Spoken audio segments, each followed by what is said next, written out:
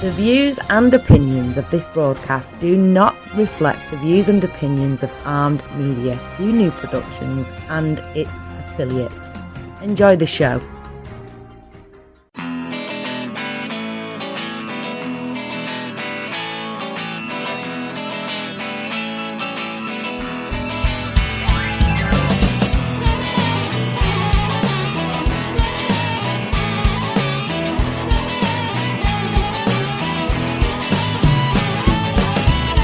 Teflon Pan Man. I'm the Teflon Pan Man. Ain't nothing gonna stick on me.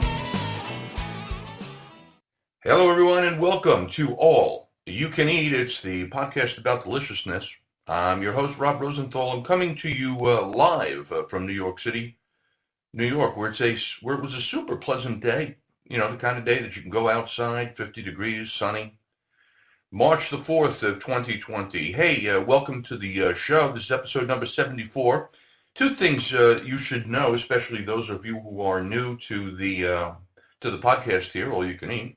One is that I record live. I can't speak to what other people do, but this is unedited, unexpurgated, unchanged. Whatever I say is here forever and in perpetuity, and that includes mistakes and errors, which I will try to avoid, but they seem to come up almost inevitably.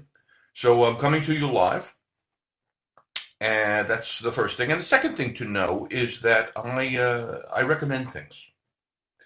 So if you happen to be listening as a new listener to the show, all you need to know as a brief background is that I have traveled extensively for the past 30 years, let's say. In fact, I just returned 3 days ago from the 15th country that I have visited just in the past year alone. It was Iceland. We'll be talking about that tonight. I've got myself, 3 million frequent flyer miles. I have been fortunate enough to eat at over 4,000 restaurants on 6 continents. I have a professional culinary degree, which allows me to write and report about food and travel around the world. That includes a cookbook that I wrote. It's called Short Order Dad, if that's interesting to you. And all of that experience that I've had allows me to recommend to you the best things. I am your recommender in chief, and again, not just food, but vacations, destinations, experiences, products, music, articles, books, whatever, and more. Tonight is all about Iceland, where I spent last week, 5 days last week. And so I'll be recommending this evening hotels over there, or at least the hotel that I stayed in over at Iceland, restaurants, things to see and do, and man, wow, it was great. It was great. It was the first time that I had been. I was excited to be there, and I mean, we had a blast for about the 5 days that we there. I will also make recommendations tonight related to Iceland, by the way. I'm going to recommend a gin that's connected to Iceland. I'm going to recommend spices that you can cook with using, in fact, some of the ingredients that are quite common and popular and delicious in Iceland. And I'll give you a couple of pro tips along the way to help you in your own travel experience. So welcome to episode 74 of All You Can Eat. It's all about Iceland. So let me start off with some perspective about Iceland. I will say that I had not been, and the opportunity came up, and I kind of jumped on it, even though I will confess that in the middle of February, when it's ice cold here in the middle of winter in New York, oftentimes people think of warm destinations to go to, whether they be Mexico from over here, or the Caribbean, or Florida, whatever. But I find myself on the way to Iceland, and I am sure glad, in retrospect, that I did. Let me tell you a little bit about the country as a backdrop to this conversation this evening. It's a Nordic island country located in the North Atlantic Ocean. It was formed from volcanic eruptions. It sits at the juncture of the North Atlantic and the Arctic Ocean, just south of the Arctic Circle up there. And interestingly enough, it's at the intersection of two tectonic plates that separate the European continent from the continent of North America. So geologically, the island, again, which is formed from a volcano that erupts out of the ocean, and we're going back millions of years, but geologically, the island includes actually parts of both of those continental plates. And those continental plates very, very slowly are drifting further from each other. And it's that drifting of these tectonic plates that can trigger volcanoes and earthquakes. And you combine that with the fact that there's a hot spot under Iceland, and it makes the country just highly active in terms of volcanic activities and geysers and warm thermal springs, right? Population in Iceland, about 365,000 people in an area of 40,000 square miles. It's actually the most sparsely populated country in Europe, the European country. Let me put some perspective on the size there. From a population standpoint, it would be maybe the 55th largest city in U.S. 365,000 people, roughly the size of the number of people in Anaheim, California. When it comes to size, like literally the size of the island of Iceland, it's basically the size of Kentucky or Ohio. It would be in size, it would be the 35th largest, the size of the 35th largest state in the United States. And even as islands go, Iceland is the 18th largest island in the world. There are 17 islands in the world that are bigger than Iceland. So all that is my way of saying it's small and lightly populated, and it's fantastic because it's not like a lot of other places because of where it's located geologically, the activity that's there. It's unbelievable. The capital and the largest city is Reykjavik. And basically, when you look at Reykjavik and the surrounding part of Reykjavik, that represents two-thirds of the population living over there. That's where most of the people live. It's volcanically and geologically active, as I said. So one of the things that's amazing is that as you drive, even on the drive from the airport into Reykjavik, let's call that the 45-minute drive, an hour, worst case. There's not. What am I going to tell you? There's traffic? No. But you'll see lava fields along the way. And if you haven't, I have in Hawaii, but if you haven't, man, they're fascinating to look at, especially when they're covered with snow and ice. Eventually, as you make your way around the island, and you will, that's why you're going there, you're going to see things. You're going to see mountains, you're going to see glaciers, you're going to see rivers that are flowing out to the sea through the lowlands. And the thing about the kind of the weather is interesting too, because it's warmed by the Gulf Stream, so it has a temperate climate in spite of its kind of high altitude outside the Arctic Circle. In other words, winters aren't so brutally cold, summers aren't particularly hot. So I'm there in late February. It's basically 32 degrees every day.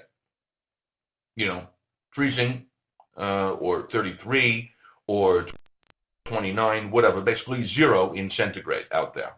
There was plenty of snow and there was a lot of wind, but it wasn't brutally cold until that wind blew. I'll tell you what, that's some wind out there.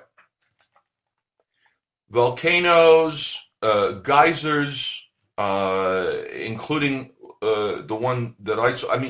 It's unbelievable if you think about it, right? There's a geyser that's going to erupt every, basically, 10 minutes, let's say.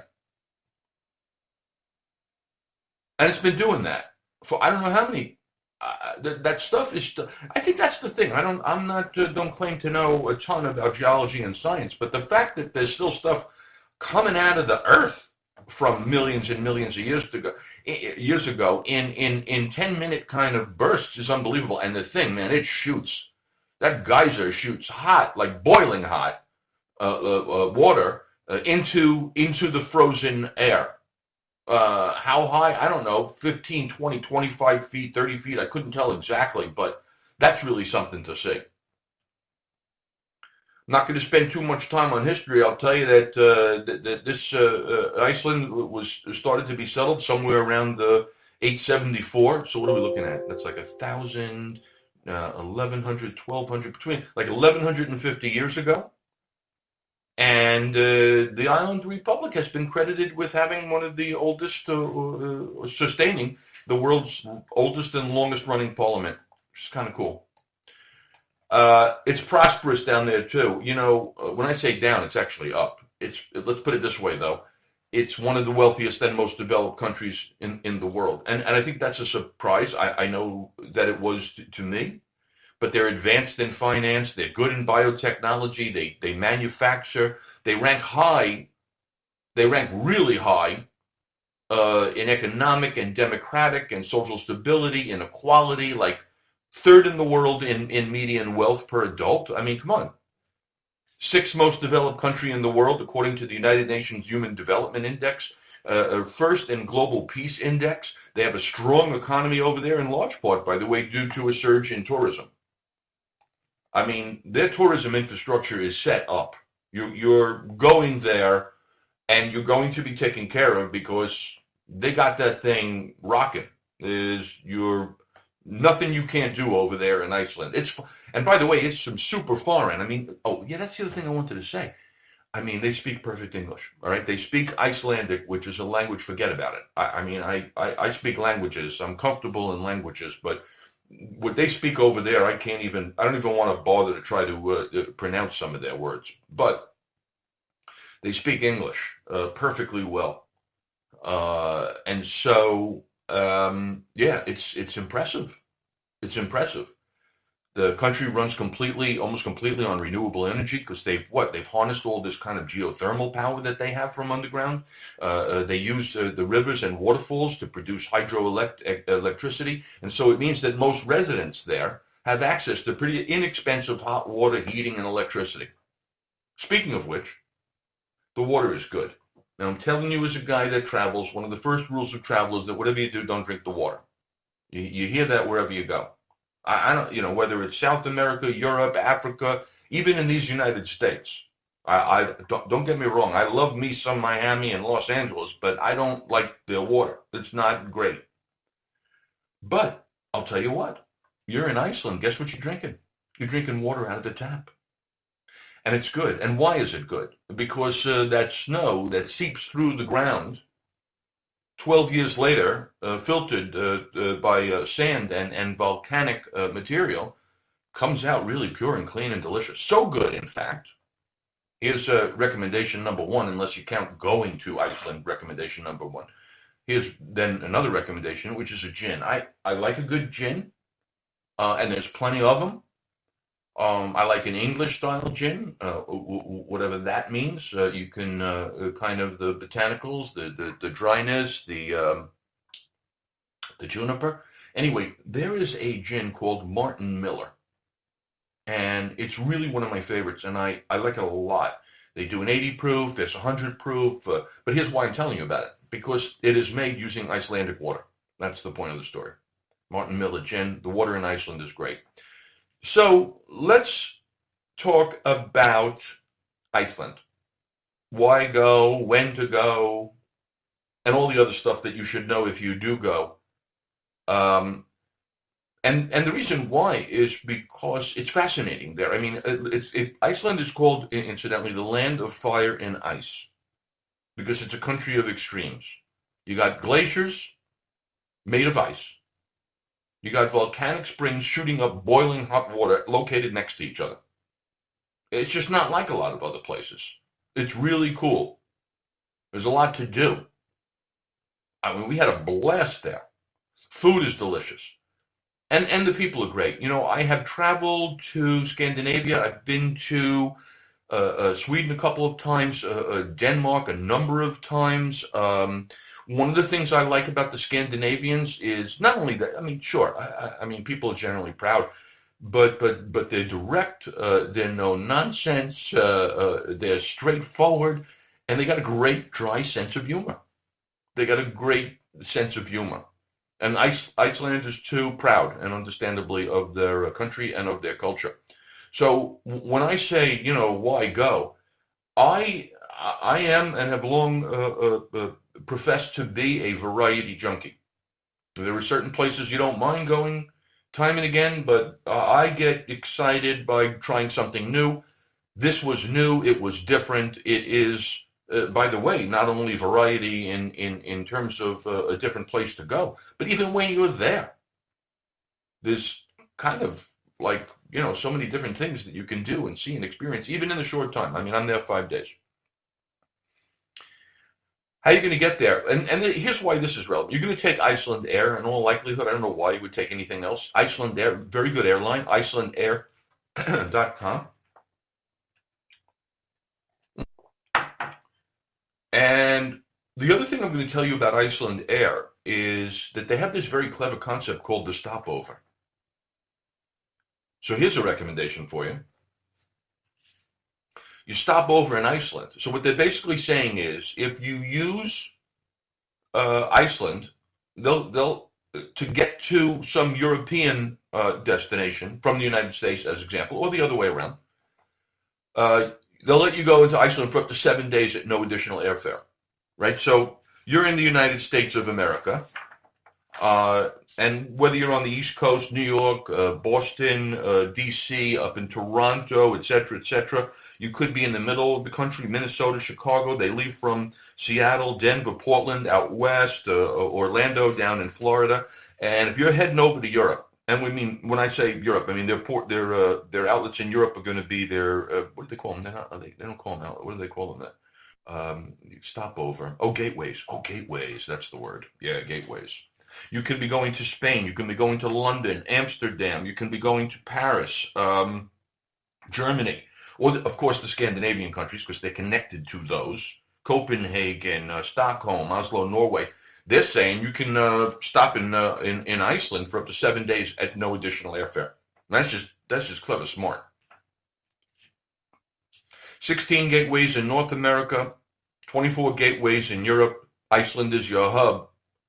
That's Iceland Air. That's good. Now, when you arrive in Reykjavik, where we did, very early in the morning, yeah, like you land at like 6 in the morning. And by the way, as soon as you land, I will tell you that most of the sophisticated countries put in front of you, not just when you're leaving the country, but as you're arriving in the country, they put their duty-free shop. And, we got off that plane and I'm floating around duty-free because in the back of my head, here's what I remember. Iceland is expensive, especially for things that they have to import, and that includes, booze. So you pick up maybe a couple of bottles of wine over there at your duty-free. Maybe you grab yourself over there a bottle of vodka or gin. And now you're going to head into town. And the taxi, if you go this way, by the way, the taxi into town for that 45, 50-minute ride, that's expensive. I mean, it's at least $100. $1.15, sometimes more, depending on who you use. I do know that you can probably get yourself on an alternative like a bus. Like there definitely is bus action. But if you're going to do the taxi thing, just know that it's it's at least $100 to get you into Reykjavik. And incidentally, here's a recommendation: if you see a taxi company by the name of Hreyfill, this is Hreyfill, don't use that one. Hreyfill taxi. This is a ripoff. Sorry to say. Anyway, I ended up going for the car rental because I wanted to drive around the countryside a little bit, And the car rental, interestingly enough, if you put it into context, maybe you got a car for 5 days. It runs you, let's say $250. It was going to cost me it was going to cost me a couple of $100 just to get if I taxied to the airport and back. Now again, you don't have to taxi. Like I said, you can bus very easily into Reykjavik, so you could save money there. But I went with the car rental. So here's another recommendation for you. The car rental company is called Lagoon. Let's see if that's the actual. Yeah, Lagoon Car Rental. Picked us up in the shuttle. You go over to the car. If you're driving over in Iceland, you're going to want 4-wheel drive. I'm going to tell you this right now. that the driving conditions in winter are severe. This is not for the faint of heart. It's not for people who aren't comfortable driving on single lane roads with ice and with snow in severe conditions. But that said, you get yourself, if you're going to do it this way, you get yourself a car with four-wheel drive. And they'll tell you exactly the sites, websites that you need to tune into to check daily, or even more often than that, the weather and the driving conditions. 4 minutes from the time that I got in the car, it was still dark at 7:30 in the morning, and I could see the cops' lights flashing behind me. Not in this country for 4 minutes, and I'm stopped by the police. I open my window. And there is one very beautiful police officer, really the best-looking police officer I've ever seen. She said, "Do you know why I stopped you?" And I said, "Yes, I do, because somewhere in between, somewhere in the minute or two before, I realized that road was pretty dark, and that was because I did not have my lights on." And here's the thing about lights in Iceland: 24/7. That's what you need to know. You put those lights, if you have a car and you're driving it, those lights are on whenever you're driving, 24/7. Lovely woman, and gave me a warning rather than a ticket. You are going to need a hotel in Reykjavik. That's where you're going to stay. I mean, that's just where you're going to stay, and with good reason, by the way. There's a lot going on there, and it's your central point. It's on the kind of the west side of the country, but it's the central point from which you will base yourself, no matter what else you should decide to do. We went an untraditional route. You can find lovely hotels. I saw a boutique hotel that I liked a lot. The Sand Hotel, if you're interested in checking that out. But I stayed at a place called the Swan House Hotel by Ilma. Swan House Hotel. That's going to be www.swanhouse, as you would expect, .is. Everything over there, generally in Iceland, is going to be .is. I like the Swan House for a variety of reasons. It's not a hotel. It's more of kind of an apartment, or like an efficiency. What would you call it? When you have like a little kitchenette and yeah. Sweet. Simple. You're not going to get a concierge. You're not going to get a gym. But you have your little kitchenette, and you have your little kind of small apartment, if you will. Good for two people. Even, a sleep couch. You can throw a third person in there as well. Lovely people. Good price. Extremely excellent location. 2 blocks from the center of town, 2 blocks from the ocean, from the harbor. Fantastic location, good people. I didn't take advantage of the refrigerator and the little stove they give you. I wasn't there really to cook, but if you wanted to, certainly you could. But I like the hotel, the Swan House Hotel. So if you can check that out. That comes recommended by me. Now, you have your hotel. You may or may not have the car. If you're wondering, by the way, about the whole car parking situation, we kind of figured it out. There's parking on the street over there.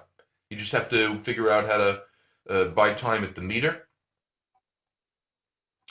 And they don't even charge you for the overnight. So you're really paying from 10 in the morning to, maybe let's call it 6 at night during the week. Then fewer hours if you're on Saturday, and nothing on Sunday. So, I just parked on the street. And even though, and you're paying for the day, but if you take the car out, obviously you don't have to pay to park over there. So the Swan House Hotel, I like that. I'd stay there again. Then it comes to kind of like all the things that you can do and see. So there's a place called the Blue Lagoon, and I confess that should be the most well-known place in Iceland, but it wasn't I don't remember hearing about it until I knew that I was going to Iceland. And apparently they say it's one of the 25 wonders of the world. Why is that? And the reason is because you pull up to this this facility, and you're surrounded by snow-capped mountains on a 32-degree day. But you can't help but notice there's a lot of steam coming up out of the ground because you are now going into a lagoon that is two things. One is that it's 100 degrees, so there's steam coming up from everywhere. And the second thing is it's blue. And it's blue because the water is rich with minerals and sulfur. And there are people soaking in the water. And so the protocol is that you go in, and by the way, you kind of have to go. It's great. I mean, the honest to God truth is that it's great. It's joyful. You have to make a reservation. You should make a reservation beforehand. And there are 3 different levels, right? So there's kind of like a base level, which gets you in. You get a towel and that kind of thing. And then you could pay more, in which case there's like a bathrobe and a couple extra treatments. And then you can pay like even a third, like super premium amount and have a certain amount of privacy. Whatever you decide to do, it's all good. Because even at the base rate, you go into the locker room. The rule is that you're going to shower. And you should be showering, naked. But then when it comes time to get into the lagoon, where there's plenty of people in there, you put your bathing suit on, you walk outside, and you hop into you walk into this beautiful, warm, 100 degree. It's like a lovely bath. Some spots a little bit warmer. And you're in a thermal bath. And your head is out of the water. I suppose people dunk, I don't know. Your head is out of the water because it's 30 degrees out there, but your body is warm. And it's just lovely. Now, apparently, sulfur may not be, you don't necessarily want to have it like soaking in your head. It's great for your skin. The treatment is lovely. Feels good on your skin. You don't want a ton of it in your hair, so you're advised to put conditioner in your hair so that it doesn't absorb, the sulfur. Anyway, you stay in as long as you want, and part of your entry fee gets you a drink over at the bar. So you walk over to the bar while you're in the hot water. You go over and you get yourself a wine or a beer. You know what I really like? I like that cider. The apple cider. It's 4.5% is the alcohol. It's not super high. It's not nothing either, but it's delicious. And you're soaking in hot water with a cold apple cider in your hand, and then the other thing your ticket buys you is a facial mask. That you go over and they put some goop in your hands and you spread it on your face, and and it hardens just a touch, and it's like a mask. And then you could wash it off in the, with the hot water in the lagoon.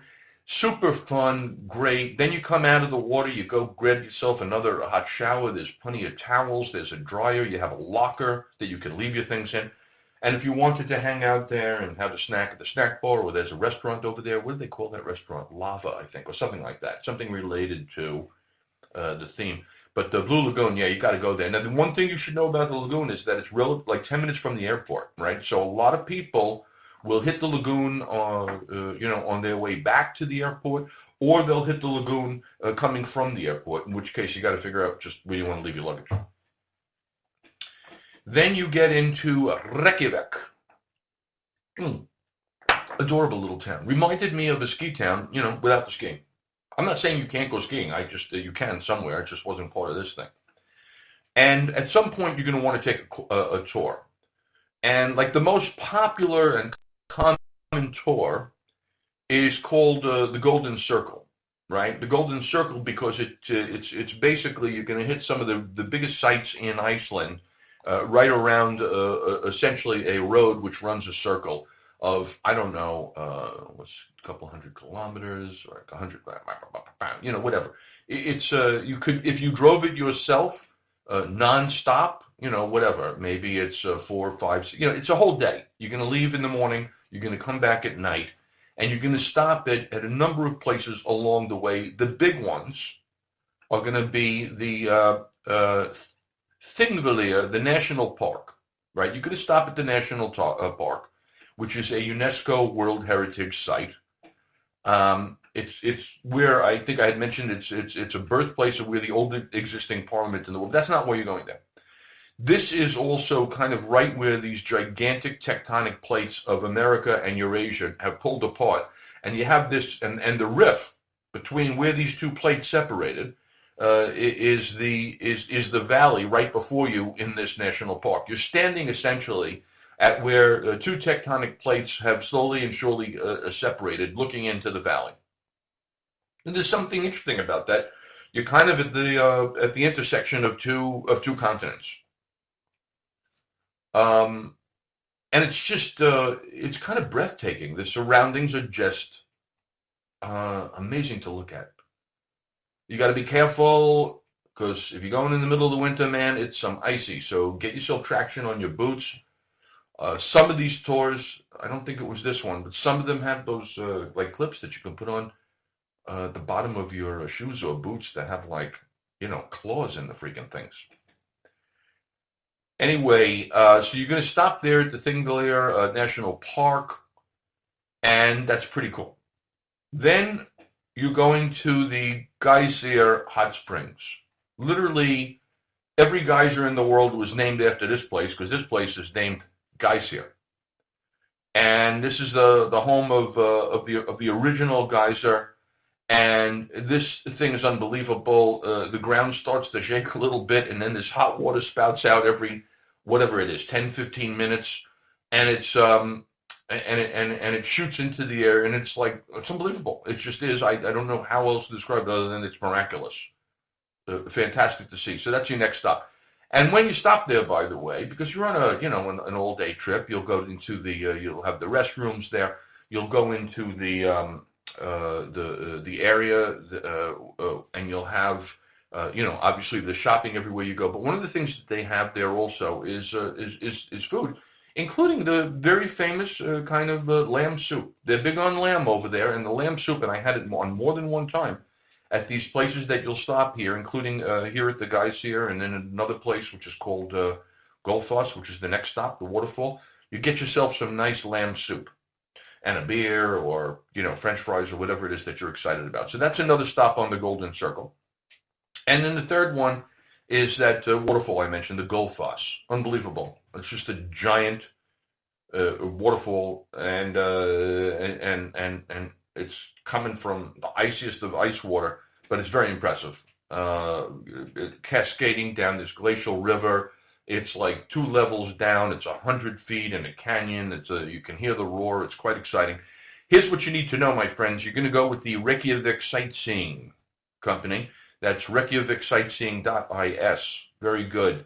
Comfortable buses. Everybody gets themselves like a little tablet, which you can read about all the places that you're going if you want. There's a guide. It's comfortable. They stop. It's professional. The driving is safe. ReykjavikSightseeing.is.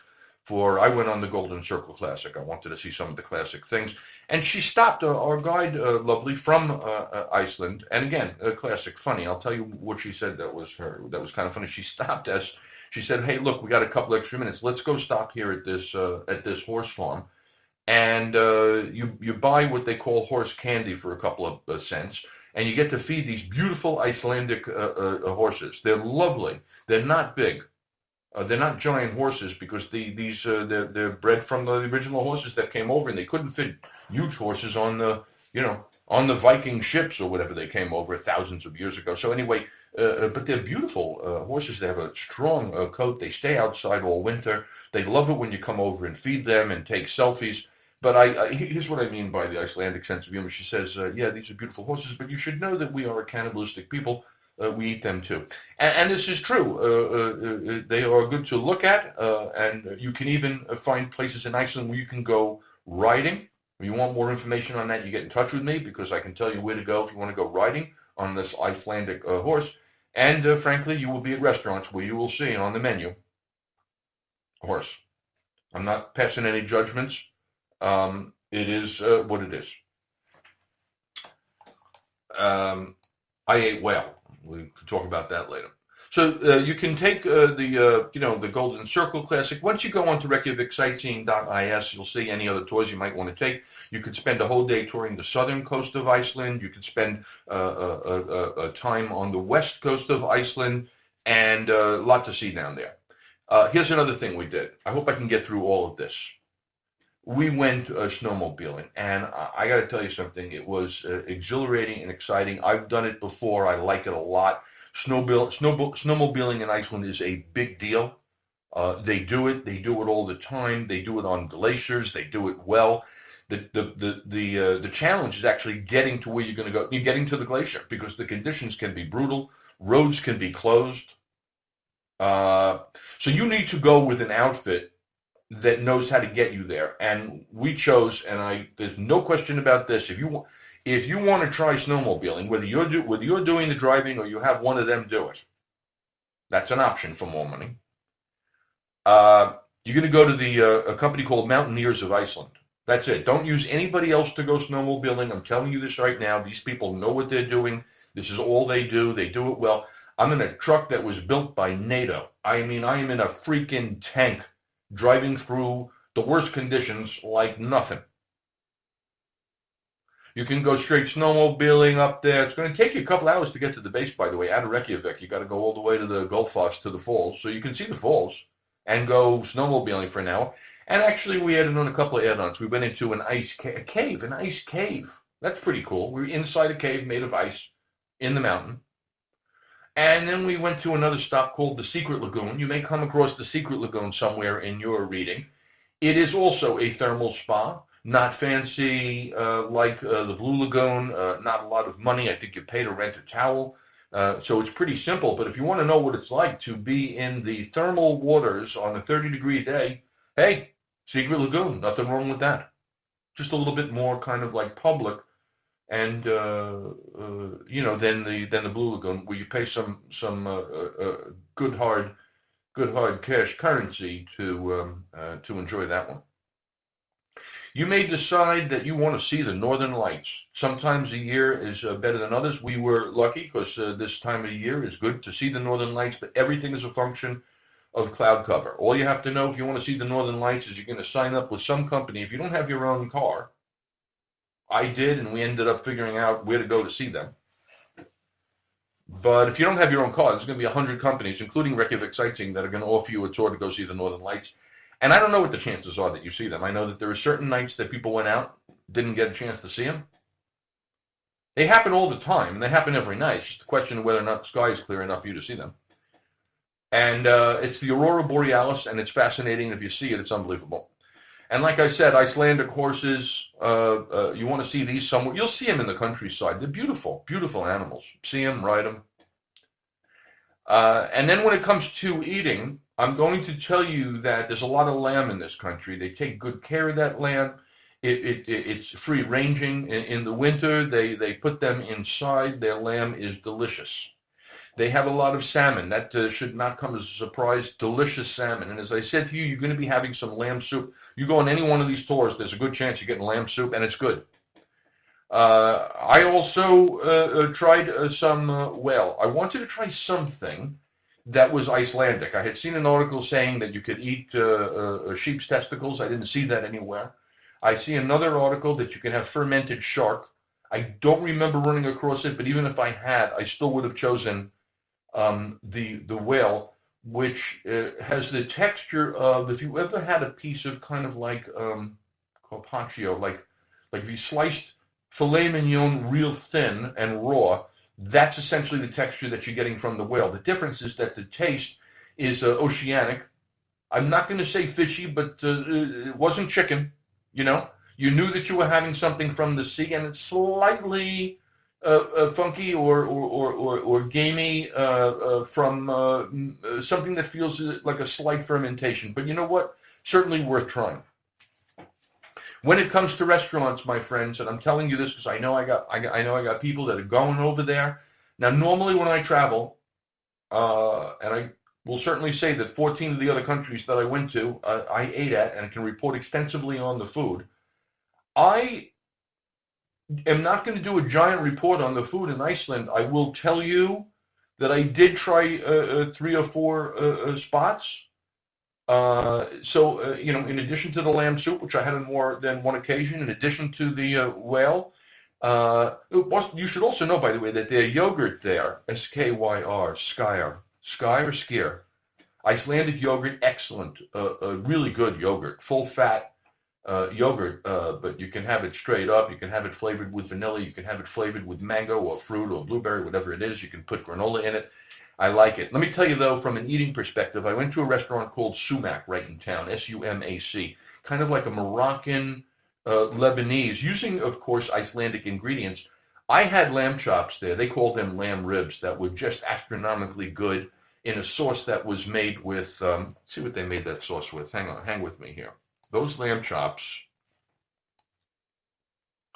lamb ribs they called them, made with lentils, grapes, and almonds. Man, that was good. I also had over there the, what else did we have over there? I had the harissa chicken wings. I had grilled oyster mushrooms.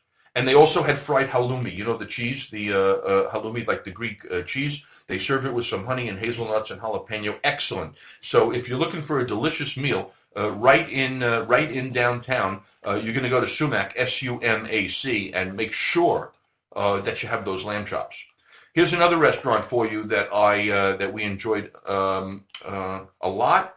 It is called Apotek, Apotek. It's right in the kind of lobby of the Apotek Hotel. But this one is apotek.is, Apotek restaurant.is. You will find here at Apotek meat. This is a place that you're going to go because you want to have lamb. This is a place that you're going to go because you want to have cod. You may want to have Icelandic sea trout. You may want to have steak, man. They had steak from everywhere, including, by the way, ribeye, T-bone steaks, and the rack of lamb, delicious. You can have free-range chicken. But yeah, this place was good, real good. Apotek in a really super kind of great location on the corner, beautiful vibey kind of place, dark on the inside, a lot of windows, a lot of happy people inside, good cocktails. Apotek restaurant, I like that one too, so I could recommend that, Apotek restaurant.is. What else can I tell you to eat at? Love. Hey, my friends who are listening, who are on the way to Iceland, and I know there's a bunch of you, Sandholt in town, Sandholt, a bakery, a restaurant. That place is so good for what it does. If you went in the morning and you wanted to sit there in the restaurant, you could, and you can have pancakes, you can have avocado toast, you can have eggs, but the breads, the pastries, you're there. That's what you're there for. This place has been in business since 1920. I think we're on the 4th generation of ownership here. Sandholt in town, man. They even one day I knew that we weren't going to be around for lunch. They did a sandwich with Serrano cheese and Serrano ham and brie cheese on this. I mean, the bread was just fantastic. Their almond croissant was fantastic, just extraordinary. Cookies. You're going to want to go to Sandholt in town. And here's another one. I didn't get to grill Mark Durin. Grill, as you would expect. Mark, as you would know, Durinn. I didn't get there. I popped in, didn't have the opportunity to sit there and eat, but people do like the grilled Mark Durin. I don't think you can go bad there if you're looking for a kind of a high-end meal also in Reykjavik. Checked out a place that was called the Grand Mathol, Grandi, Grandi, Mathol, Matholl.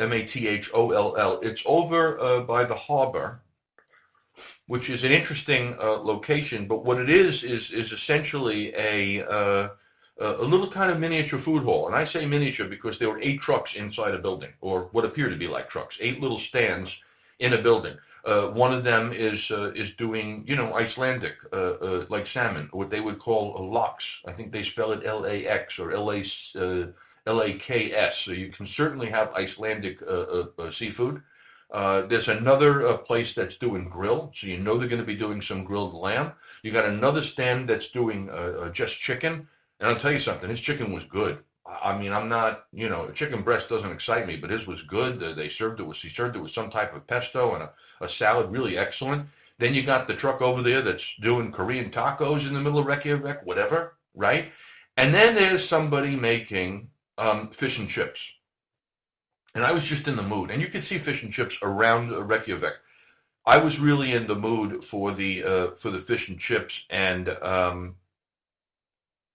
they weren't just good; they were amazing. Like I don't, again, as a variety junkie, I'm not going to tell you that I was going to go back a second time, but I had them, and then for the next 2 or 3 days, my wife is going, I need to get fish and chips. That's how good it was. And the other thing you should know also, in terms of the location, like I'm not saying, is it worth going over Harborside to check things out? Yeah, but here's another thing you should know. You're very close over there to two other kind of places that I'm going to recommend. And I'm going to come back to them, but I'm going to mention now that if you happen to go over to the food hall, you're very close to the Harpa Concert Hall, Harpa. And you're going to want to check out the Harpa Concert Hall, not just because it's a beautiful building, but because you can go in there and buy tickets for something, which we did. And then there's another operation over there, again, kind of close to on the harbor, close to this food hall that I mentioned, and it's called Flyover Iceland. And you kind of know what it is. It's almost like, I don't know, it felt like a Disney-esque thing. You buy a ticket. I guess this is what you would call kind of like a virtual reality, because you go into eventually you get into a seat, you put a seat belt on, and your seat is moving, and there's some mist coming out as you look at a giant screen and feel as if you are flying in a plane or a helicopter over the land of Iceland. Now, there's a sign when you get there that says if you, if you're pregnant, get away, because there's movement and stuff like that. They don't want to be responsible. I understand that. There's a sign that says if you have a problem with heights or motion sickness, go return your ticket. Now, I don't know. I mentioned that I had 3 million frequent flyer miles, so I have no problem flying, but I will confess to a little uneasiness about jerky motion and, and that sensation you get when your stomach sinks. I went. And on the few moments that it felt like, oh, this is maybe a lot, you can kind of look one way or the other. I was worth it. The ride, frankly, was kind of short, and it was exciting, and it was great. And you get to see what an astronomically fascinating and beautiful and diverse kind of country it is geologically. At 8:50, I'm going to take a break right now, and I'm going to tell you about the Spice House. And here's what you want to know, thespicehouse.com. And why? Because as a guy that wrote a cookbook, I'm going to tell you that I believe in flavor. I believe in taste. In fact, my whole cookbook was predicated on the idea of getting the most taste with the fewest ingredients and the least effort. It's kind of lazy, but it's delicious. So most of the recipes in my book, for those of you who know, and there's 100 of them in there, or let me see how many few ingredients I can use, 6 being the max. But I love making a dish with 2 ingredients, and the easiest way in the world to do that is grab yourself a protein, in this case let's call it chicken or lamb, and then grab yourself a spice blend or a spice mix, because it's still only 2 ingredients, but frankly one of them has its own 10 or 11 ingredients in it. So like if I use a spice blend, whether it's Japanese or Lebanese or Ethiopian, I'm bringing a lot of flavor with only one ingredient on top of my chicken that I put into the oven. And so with that in mind, you need to know about the Spice House, because they're doing 400 different spices that they curate from a network around the world. They're getting really good stuff, and they've been doing this since 1957. So this is not like an overnight thing. Okay, this is a real operation. They grind and blend their own, spices every week in small batches, so it keeps it fresh, and that's important. Because if you have spices that are sitting in your cabinet for a year, dump them. They're dead for the most part. So you're getting here super premium quality. You get freshness and you get variety. Like I said, there's 400 of them. They send it to you in beautiful packaging. And because you are listening to this show, my friends, when it comes time to check out, you're going to get a 15% discount by using the promo code all you can eat. Genius. All right. So thespicehouse.com. I happen to be a fan of, I mentioned Ethiopian spice blend. I happen to love Berbere, Berbere. They have beautiful rubs. I'm going to tell you, because we've been talking a lot about lamb and salmon, that if you ever want to make lamb, garlic and rosemary are the traditional spices. So their Mediterranean herb blend is perfect because it has garlic, rosemary, lemon, sage, black pepper, and kosher salt in it. They do a salt-free blend, right? It's called the Mediterranean garlic and herb salt-free blend. Use that. You got oregano, marjoram, so that's also good for lamb.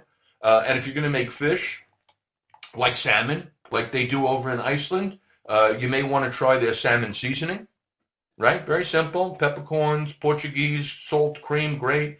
And like I said, if you want to go a little cray-cray, and do something fascinating on your food, including, by the way, either the salmon or the lamb or chicken or whatever you want, try the Vadu Van, which is a curry blend, an Indian French kind of curry blend, Vadouvan.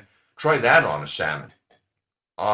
Lovely. All right, so all you can eat when you check out will get you 15% off over at thespicehouse.com.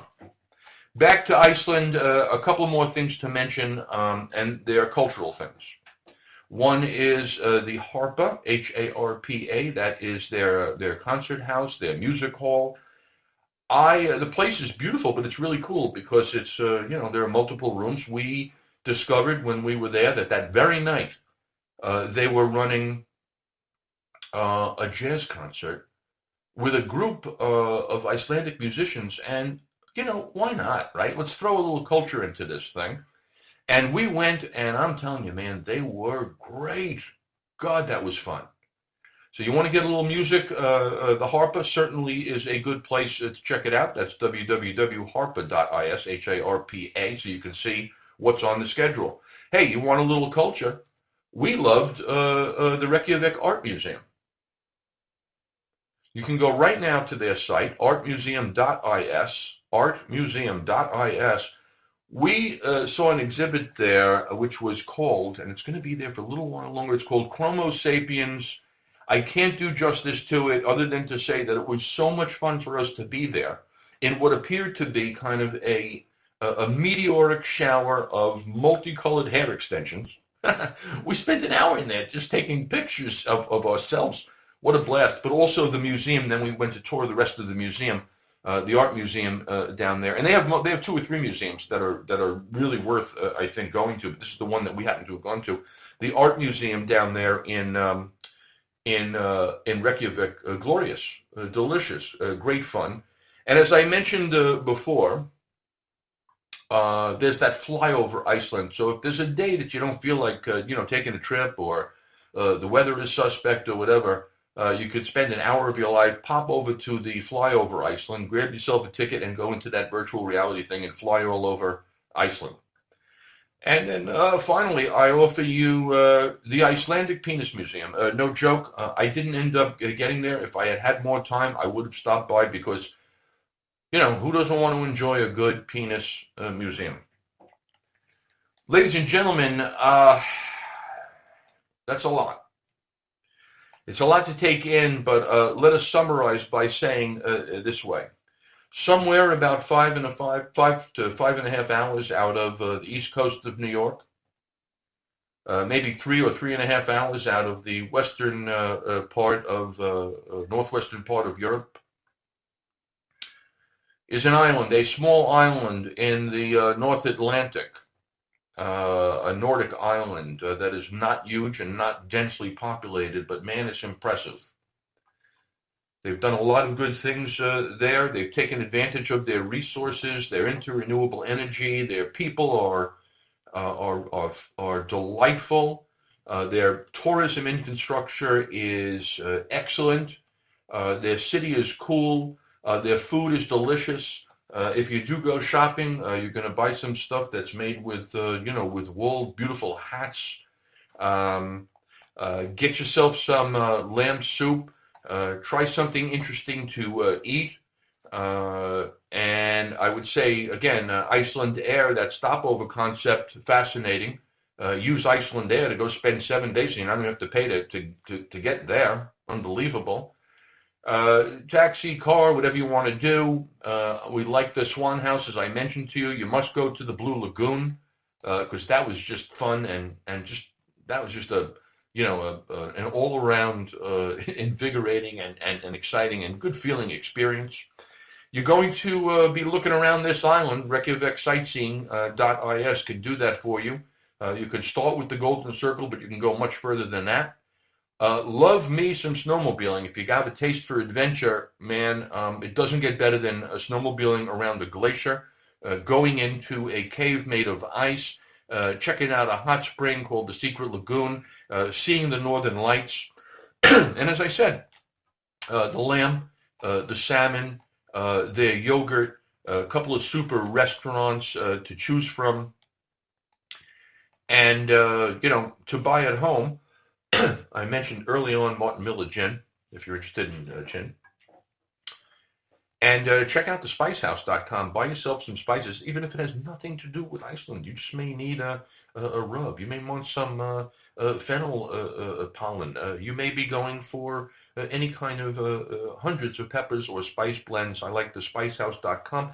And because you are listening to this show, I'm going to get you a 15% off your order by plugging in All You Can Eat, which is, my friends, the very name of this podcast. You have been listening to Rob Rosenthal, your recommendation engine, here on All You Can Eat, episode number 74. And you know that I come back to you each Wednesday night.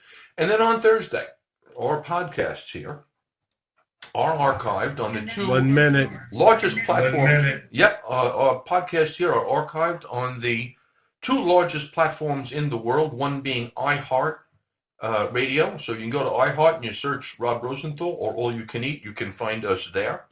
Or you can go into Spotify. If you're a Spotify user, go into podcasts and again, search for All You Can Eat. If you're interested in the cookbook, remember, I am the guy that wrote Short Order Dad, One Guy's Guide to Making Food Fun and Hassle-Free. I will see you, or kind of be with you, next Wednesday at 8 p.m. Until then, my friends, remember, life is short, so never waste a meal.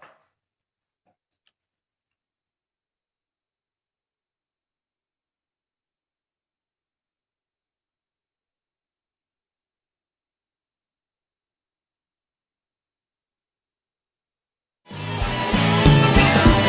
the Teflon Pan Man. I'm the Teflon Pan Man. Ain't nothing gonna stick on